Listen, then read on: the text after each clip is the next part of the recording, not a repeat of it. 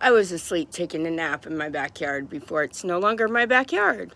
Out on a sunny day, beautiful, fresh cut grass, and I get disturbed by a woman in a white car being like, "Are you okay?"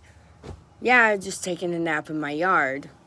By the way, if I wasn't, leave me alone. I get that that's human kindness. Continue that. But as for me, I've given up on humanity and everything else in between. I really have. I'm done. I just aim for my father and my brother. See them? Yeah. That's all I aim for. That's it.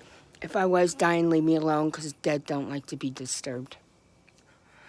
But aside from that, there was a minor earthquake. It woke me up when I was actually asleep. And then I was trying to go back to sleep. And then I was like, well, I need to get something to drink, so I'm going to grab a beer.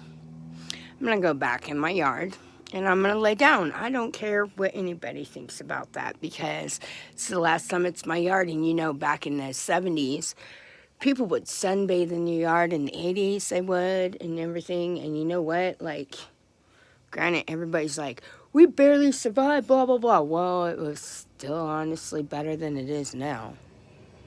You know what I mean? Honestly. Really is.